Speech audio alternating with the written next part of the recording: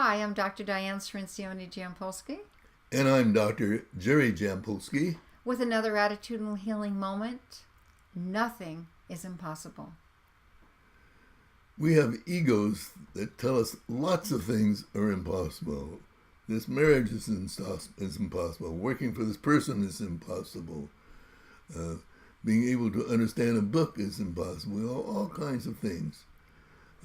Even in sports, it's fascinating to me that Bannister came at a time when everyone thought it was impossible to run faster than a 4-minute mile. And he broke the barrier that same year. Quite a few other people broke the barrier. So when you start to believe that the mind knows no such thing as limitations.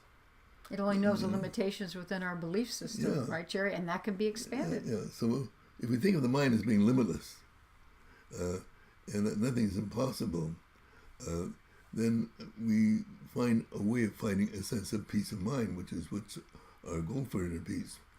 Now, I had a patient many years ago who was having an affair and with a married man who kept telling her that he's going to leave, but year after year it didn't happen, and she was getting more depressed and even became suicidal. She began to think about the possibility of jumping off the Golden Gate Bridge here in San Francisco. She moved to another city, and I think it was years later that you and I were driving off across the Golden Gate Bridge. To go to the airport was about 5 o'clock in the morning for a flight. Well, this person in the toll booth leaned over and said, "Hi, Dr. Jampolsky, remember me?" And unfortunately, I didn't remember her. She said, "Oh, I was the person that was thinking about jumping off the Golden Gate Bridge, and look at me now. I've conquered my fear. Nothing's impossible." We used to take a lot of flights, and we'd see her almost every time we went. We'd look for her toll booth. So we like to emphasize that if we can go through each day believing that nothing is impossible, and our imagination has no limits at all, and we like to think that it's possible to make our imagination real and see what happens. Yeah, when we say nothing's impossible, it doesn't. We don't use it in an ego sense. In the ego sense that says, "Oh, I want my house to be on this lot and not that lot.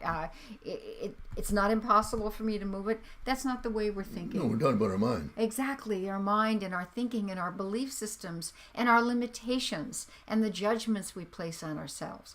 The things that make things seem impossible are the limitations we place, the judgments, the guilt, the anger, all the unresolved issues that are usually pretty well handled with forgiveness of others or ourselves. And this woman in the story finally saw the benefits of forgiving herself for being in this kind of messy relationship, forgiving the guy that was in the relationship, and she became free.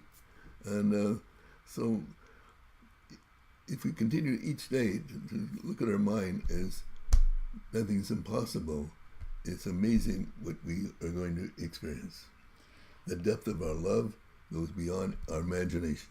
Yeah, and when we think in terms of nothing is impossible, I think in order to really experience that, I know when we have actually experienced it in our lives, which is more and more now, you need to let go of your attachment to what the ego thinks that it wants and be open to what comes, which is really usually much better, far better, and much more extraordinary than what the limitations of our ego could say. And let's remember that the one thing that can solve all of our problems is when we believe in love. Love is the thing that really works when we say there's no problem that love cannot accomplish.